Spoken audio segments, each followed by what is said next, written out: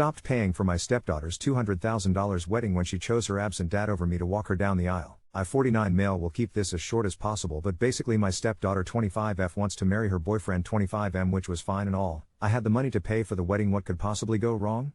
Her father 54M has never been in the picture her whole life. He was a deadbeat father, never took care of his daughter, never paid child support according to my fiancé. Anyway, my stepdaughter was never rude with me and always showed respect, so I always showed respect for her and bought all her the necessities she needed. Maybe too much. Now looking back, I'm an effing ATM. What was I thinking? Anyway, since I'm paying for a $200K wedding, I just asked for my mother and her two step siblings to receive invitations since they are her siblings. My fiancé and daughter were like, cool, we will. Now obviously this could be a mistake, but invitations come around. My step-daughter informed me that she didn't want any children at her wedding, but that seemed odd to me because my fiancé's sister children were invited, so why wasn't her own siblings invited? I asked her and she said it was just a mistake, probably a red flag, but we move. A few days later my daughter-in-laws come to my house and a question was asked by the in-law targeting my daughter, asking who's going to walk her down the aisle. My daughter announced it was her deadbeat F-clown of a father. My fiancé was in shock from her announcement, and my daughter kept going on about how they've been in touch and the fact that he's her true father, and at that point, I lost it. I announced that her real father can pay for the wedding. He can't, lol. Since I'm a check for my stepdaughter. My stepdaughter started screaming at me and all the guests left the house. My fiancé wasn't too happy, stating that I humiliated her in front of her in-laws and the fact they spent a year planning. I stated that I wasted $200K on an ungrateful brat, maybe asshole for this, and spewed insults towards her father. As you can tell, I have hatred towards that man, so am I the asshole? Edit. I want to clarify a few things briefly. Just because you saw a similar story or situation doesn't mean whoever the stepfather was the only person to be in this situation. Secondly, my stepdaughter told me I would walk her down the aisle, then proceeded to lie and humiliate me in front of the guests. Update 1. Lots of shit has happened these past few days and we have much to talk about. I probably should have mentioned this in my previous post, but I had nothing to do with the planning, nor did I want anything to do with the planning. It was all my fiancé and stepdaughter planning. Well, a lot of you was concerned with the price of the wedding and you guys made me concerned too. So as some of you requested, I asked my fiancé about the planning of the wedding, and I came to the conclusion that from asking that I've just been a check to my fiancé and stepdaughter this entire time. In the planning, the actual wedding itself would cost $40K, which I can understand as there are over 400 plus guests. We are South Asian, and the rest of $160K was spent on a honeymoon to Dubai. In this list of people, it contained my fiancé and her sister family, my stepdaughter, her man along with his parents, and this invitation discussed me, her deadbeat father. At that point I went ballistic. I never agreed to pay for the honeymoon. Only the wedding and a honeymoon is supposed to be for the newlyweds, and my fiancé said this so calmly without any regret and expected me to be okay paying for other people's holidays, and how could she possibly be sane to think it was a calm and rational idea to invite the man who she claimed refused to pay child support and was verbally I lost my cool and told her that she and her daughter took advantage of my money, and was selfish to leave her two young children alone with me. I work 45 hours at my business, and decided it would be a good idea to invite her deadbeat ex who literally tried to lay his hands on me years ago. She responded by saying it was her daughter's idea. I then replied to her and said, you and your daughter have 7 days to get out of my house, and she started her circus act, but there was no going back. I then began the process of moving forward. I changed all my card pins so no more of my money can be used, and I began the refund process. I contacted the venues and they were actually really nice and offered refund, but it will take a couple working days, maybe weeks, for a refund. As for the tickets to Dubai, well, let's just say I'm a lucky slut as I was able to refund the tickets, $75K, since I was still in fair conditions while the tickets were unused, which brought excitement to me. It hurts so much thinking how these people who haven't worked as hard as I have thought it would be a good idea to use my money on first-class ticket to Dubai. My fiancé told her daughter that I refunded the wedding and she didn't take it well. I won't go into too much detail as I have talked long enough, but I was petty at the end and said that her real dad can pay for it. This has been a show of a couple days. I can't see my two young children every day now and I have lost my fiancé, but some good news. My oldest son, 25M, gave his newborn son my surname, which made me smile. At least someone appreciates me. Edit. I'm going to take my kids to Dubai. Who doesn't love petty revenge? Final update. Am I the asshole for not paying for my stepdaughter wedding? I didn't expect to make another update, but much has happened since I last update, so here we go again. Firstly, as soon as I kicked my ex and her daughter out of my house, they went to social media to accuse me of controlling them with my wealth and being petty over canceling the wedding because of small issues. However, what they didn't include in the post is the fact that I never agreed to paying for a honeymoon, which they didn't include in the post. Surprise, surprise. The second fact being my ex is saying I'm controlling them with my wealth, yet is still begging for me to take her back. And finally, the small issue being that I raised her daughter for 15 years, paid for basically everything for her, and when I asked for a small favor to walking her down the aisle, she turns on me and humiliates me in front of her in-laws. But I'm the bad guy and my ex and her daughter are innocent people. Make it make sense. My ex side of the family is sending threats to me, but do I really care? No.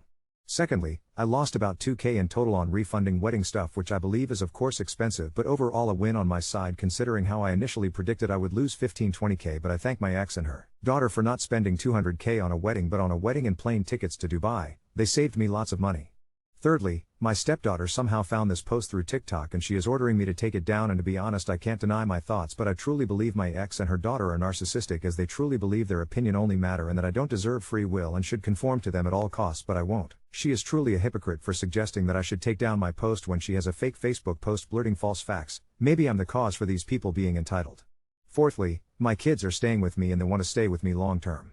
My ex and her daughter went from a luxurious lavish lifestyle to a cheap apartment, and my kids, let's just say they didn't take it well and they want to stay me, which is a problem I need to solve since I work many hours, but I don't want my children suffering because of my ex. Finally, my ex-daughter and her fiancé broke me because of false promises of a nice wedding and honeymoon to Dubai, all gone. Her now ex-fiancé accused her and my ex of theft. I may have told him and his family about what they planned, and other things. I have truly got lots of respect for her now ex-fiancé. He completely understood my perspective and I can't thank him enough. My stepdaughter and her ex came into my house thanks to my younger children opening the door for them, and it turned into a shouting match that ended with me threatening to dial 999. They left the house blaming me for everything and I said, get your real dad to pay for wedding and honeymoon. I also told them that I'm going to Dubai with the kids and they didn't take that well.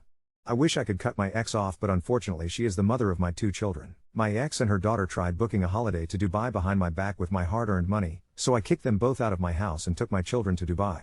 Life can do wonders. Update 2. You may have remembered this post from a year or two ago. I'm the idiot who nearly let his ex and stepdaughter spend £200,000 on a wedding and honeymoon. I deleted my Reddit account because I felt like I was at peace with my life, but life screws with you in the worst possible way. My mental health deteriorated over past few months after I left a long-term relationship with my ex. I didn't really mention that my state in my previous Reddit posts, but it has crumbled. I've been so busy with work that I haven't had time to be with my kids, and plus the fact that I don't have primary custody. I've been struggling. We had such fun in Dubai, but I knew it couldn't last. My ex doesn't even allow my kids to speak to me, and even if I want to speak to them, my kids aren't interested in me. I hate sense of being lonely. I've been through therapy, but it has ultimately taken me nowhere, and it's gotten that bad that I've not even been reliable at work. My son also lives far away, and what I'm saying is I'm struggling. I live in one big house all to myself. I'm thinking of just ending it all, and although it's selfish, I don't even think anyone would care. I don't know why I'm posting on Reddit, but Reddit is the only place that made me like I was actually cared for. Final update, Ida for not paying for my stepdaughter wedding. I've came to the conclusion that this is my final Reddit post and I can't take it anymore. I'm posting here because I don't think anyone in my family will care, and I've received many threats telling me to do so. I've tried interpersonal therapy, I've tried reading, I've tried making connections with others, but I'm tired of being used and ignored. All this loneliness has caused me to slack off and be overthrown at my father's workplace and be demoted and shamed. One of the happiest days of my life was being named after my grandson, and I can't even call him every day due to different time zones. I try calling my little kids every day, but my calls are ignored, and I'm just tired of trying to fight for a lost cause. Some people ask me what my hobbies are, and well, I would say looking about beautiful viewing is one of them. I'll link a photo in the comments. It's a beautiful view, just looking over the calm water. It's wonderful and peaceful. Anyway, thank you to the people who cared. I'm sorry for being an asshole with my last post. I was genuinely considering ending it all, scaring people for no reason. I thought no one cared for me, but I was about to do it, but I received a phone call from my youngest asking if we can talk. She revealed that my ex's boyfriend is calculating and abusive, targeting her and hiding her scars in hidden spots so it's not visible, while forcing her and my son to be alienated from me. I really thought they didn't care for me, and now I feel like a pathetic father, drowning myself in work and not protecting my children from that monster while they have been living in fear. My mental state is not well, but I must stay strong for my kids. Thank you Reddit for helping me, for telling me there is light down the tunnel. Miracles really can happen. That phone call put a fire in me that can't be extinguished now. This will probably be my last update, but I will drop work and do everything to protect my children. OPP responded by saying, £200,000, so about $257,000. OPP responded by saying, I will admit this, I don't want to marry my fiancé, as 20 odd years ago I was destroyed financially. I survived from my father giving me a better position at work and his inheritance a years later, and while I wish I still had a father figure, I thank him for saving my life, but I guess I don't want to make the same mistake with my fiancé. But now I think I'm going to leave her from the shit she has done about this situation, which sucks since I've been with her for 15 years. But I guess I'm kinda a knobhead because I told her I would marry her, but now I feel no regret from the revelations. Update 3. Well, I'll say this first, I never imagined this story would keep unspooling like this. Reddit, you all exist at the intersection of strangers and concerned friends, and after the last update, when I was in the darkest place I've ever been, this weird, anonymous hive genuinely helped save my life. When I said my youngest reached out and told me about the danger at her mother's, something just snapped. My priorities changed overnight. It's been a fierce, chaotic year since, and there's far more to tell than I could have imagined. First, court. The moment I heard what my daughter was suffering through, I called my solicitor and started the gears in motion. I reported what she'd told me, got her seen by a counselor, and under supervision. Police and social services became involved, and, while messy, proof of emotional and some physical abuse by my ex's new boyfriend was quickly established. My ex, desperate and unraveling, tried every dirty trick. At one point, she blockaded my number, changed the kids' schools, even falsely accused me of intimidation. At one particularly ugly point, I was nearly arrested when ex's boyfriend called in a phony threat. Fortunately, my workplace's security cameras and my own record-keeping saved me. The good news, about 3 months in, after several interviews and one deeply traumatic day in family court, my youngest two came to live with me full-time. They are still healing, but it's safe. My house, once so oppressively empty, feels alive again, overflowing with lost toys, unwashed hoodies, laughter, and the occasional slammed door. Every week is a mix of therapy, legal meetings, and rebuilding. I'd given up on myself. Now, it's the opposite. Rest is short, sleep is patchy, but there's no better reason to drag yourself out of bed than for those two kids. For the first time in a long while, my eldest son even returned for a weekend with his family, tiny grandson included. "You're doing right, Dad," he told me. That meant more than money ever could. Of course, it hasn't been perfect, not by a long shot. I'd be lying if I said I didn't sometimes slip back into old ruts. There are days when the loneliness still bites, when I remember being used as an ATM, and wonder if it was all my fault. My stepdaughter cut me off entirely, publicly vilifying me on various social media, claiming I stole her wedding and sabotaged her life. Her biological father occasionally snipes at me online too, though funnily enough, according to ex's sister, he finally got taken to court for ancient child support arrears, no doubt emboldened after revisiting the past. Karma's a funny thing. And then there's the ex. She oscillates between desperate apologies, manipulative threats, and her new but also not so new man, who has apparently dropped her, according to the kids and a few messages I let go to spam. I don't respond. I moved most of my funds to new accounts, and changed all property titles to trusts benefiting my actual kids. I wish I could say I feel smug. Mostly, it's just relief that I learned in time, even if it took years and the most expensive lesson imaginable. What's new, or maybe poetic, is what's grown out of chaos. I started volunteering at a men's group for dads in messy situations, helping with everything from court paperwork to mental burnout. I hadn't planned it, but my story resonated, and it became this indirect therapy. I even put a few random Redditors in contact with lawyers I trust. Turns out, a little rage and a lot of brokenness is common. There's a joke among the men in my group: we're like the island of misfit toys, but with court dates. But even misfits can support each other. Perhaps most satisfyingly, my relationship with my kids is the best it's ever been, because it's honest now. They know what happened. They know about mistakes, mine, their mothers, their stepbrothers, and their real father. I made a promise to my youngest: no more secrets. Ever. She started band, piano, of all things, and my son wants to learn carpentry. I take time off work now. I switch off my phone when I'm home. We bicker, play board games, and sometimes I'll just binge watch Taskmaster. I bought a decent camera and we take bad dad selfies over fish and chips. As for the Dubai tickets, I still had fond memories from that petty holiday. So this spring break, I asked the kids where we should go. But you know what? Both said they wanted to stay home. "We just want a normal week, Dad." So we did. We built a garden shed. Painted the kitchen. Even planted a tree in the backyard together, a cherry sapling, my daughter's idea. She calls it her second chance tree.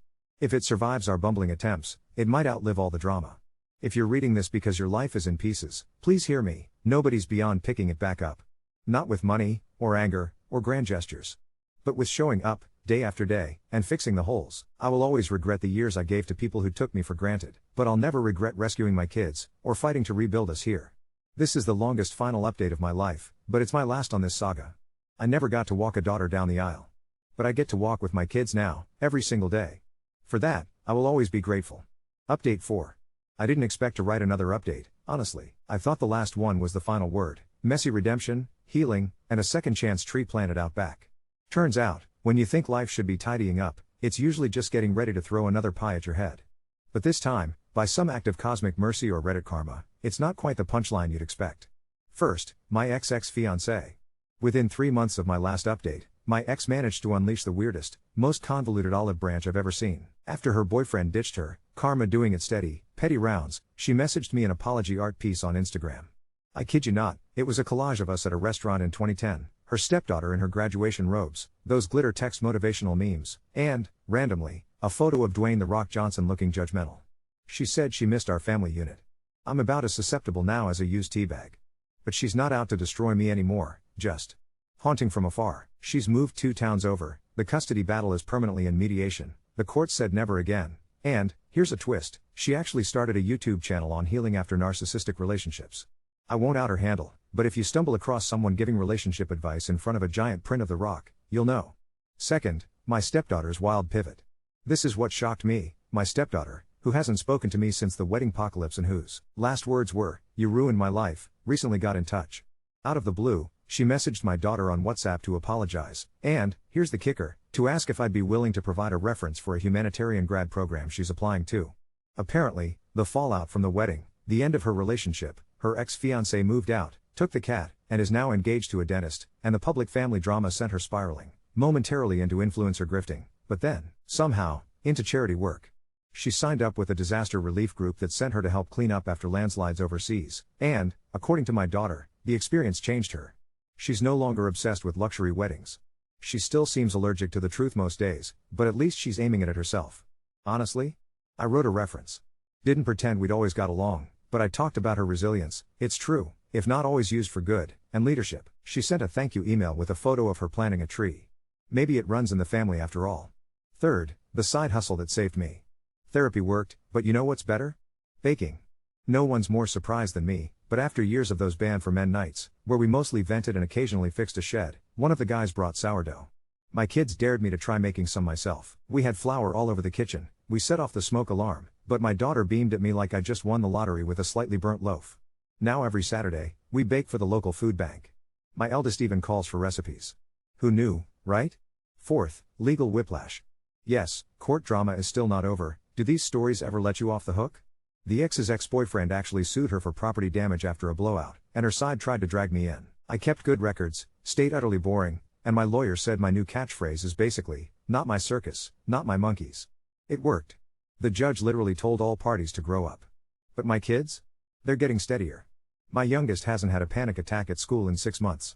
My son just won a junior carpentry award with a bookshelf shaped like a tree. I cried and blamed the sawdust in my eye. We're still in therapy, but these days it's about getting better, not just patching holes. Fifth, the plot twist, romance? Okay. Didn't see this one coming, but after watching a dad bake and fumble, a single mom from down the lane started joining our group, just for the bread. She's smart, sharper than me, and her son is teaching mine how to skateboard. Am I dating? Maybe.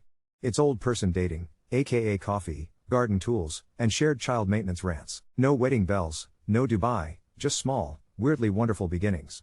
She even convinced me to co-host a block party.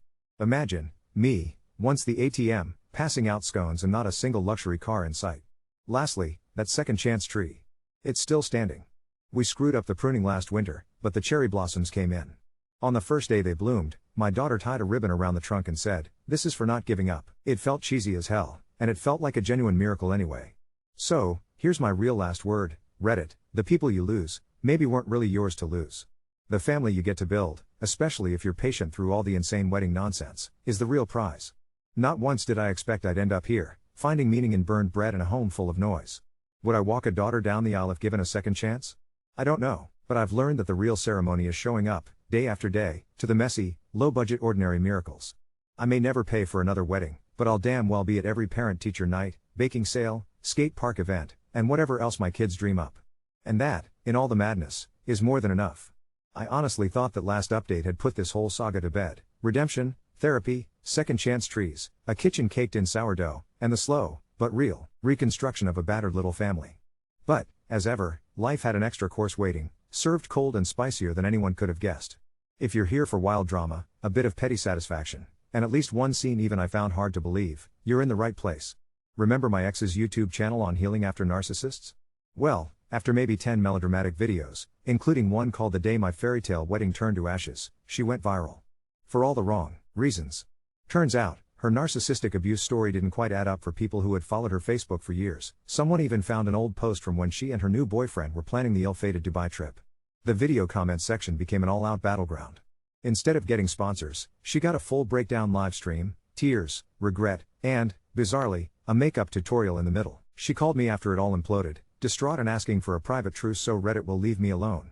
It felt poetic, her finally living in a reality she couldn't edit. I wished her well, hung up, and blocked her everywhere. The piece that followed was, dare I say, better than a holiday. I never expected to talk to my stepdaughter again. Out of nowhere, she emailed me, using the old businesslike style she thought passed as mature, and asked if we could meet for coffee, strictly to discuss mutual closure. Against my better judgment, and after making sure it was in a very public place, I agreed. She was changed, thinner, more tired, but with a sense of humility I'd never seen on her before. First words, "You were right about him." About weddings. About almost everything. Apparently, after the wedding disaster, she spent time volunteering abroad with her humanitarian group, then landed a job in the city. She told me the Dubai dreams and influencer plans were her mum's, not hers, and, most unexpectedly, she apologized for the way she treated my kids. She's in therapy and, for the first time, wanted to reconnect with her siblings. I let her. I stood by in the park as my youngest warily hugged her. It was awkward, but it was real. I drove home feeling 10 pounds lighter. So here's the twist I truly never saw coming. The whole saga, Wedding to Dubai, became the subject of a local radio show about family breakdowns and modern step-parenting gone wrong. I only found out when parents from my kids' school started mentioning that guy with the crazy family. My daughter begged me to let her record a piece for the show. She said people should know what happens to kids caught in the crossfire. I sat in the living room, listening as she talked about alienation, broken trust, and the way a nice house can become a haunted house when everyone's angry. It was wrenching, but cathartic. The cherry on top? The BBC called me for a background interview. Names changed, obviously. Turns out there are more of us accidental ATM stepdads than I ever dreamed. During the worst of lockdown, I'd sometimes wave to our neighbor, Mrs. E., an impossibly spry 75-year-old in a flowered dress, famous for her corny jokes and walnut cake. My kids befriended her after we adopted rescue chickens for our back garden. Don't ask. She'd check in, bring fresh bread, tell stories about her disaster of her first husband. She saw what was happening with my kids, the coming and going, the drama. One day, she sat me down and told me, "You're not a walking wallet. Don't let anyone treat you like spare change. And if you want my old bread recipe, it'll cost a joke." She made me promise to value myself as a parent, not just the financier. It was the most grounding advice I've received, next to therapy and Reddit, anyway, because the universe insists on unfinished business. My ex tried to contest the child arrangement order one last time, this time with a new, suspiciously slick lawyer. It was a mad scramble. She accused me of brainwashing, neglect, and even indoctrinating the children into a cult of sourdough. She was much less convincing in person than online. I presented every message, every cancelled holiday, every therapy report. The court sided with me, permanently. My kids cheered. My lawyer sent me a loaf tin as a joke. Now, my eldest son's family comes for Sunday dinners. My youngest has a pen pal across the world, someone she met through her stepsister's relief group. Our blended, slightly mashed family holds game nights, therapy check-ins, and garden work. The rescue chickens are thriving, weirdly symbolic survivors in the chaos. That single mum from the lane? She and I still aren't Facebook official, but sometimes we hold hands under the table at board game night, and once I caught her teaching my youngest how to knit. We're taking it slow. I know my value now. If anything's a miracle, it's learning to trust someone new not to see me as a payout. My therapist asked me, "What would you have told yourself 3 years ago, if you could?" Easy. Value yourself. Money's replaceable, trust isn't. Fight for your peace as hard as you fought for everyone else's comfort. Last, the most fitting finale, the cherry tree survived a storm last winter. Its roots are deeper than ever, and this spring, my kids and I hung lanterns on its branches in the dusk. They glowed, bright and warm, no destination, no luxury flights needed, just right there in our wild, reclaimed backyard.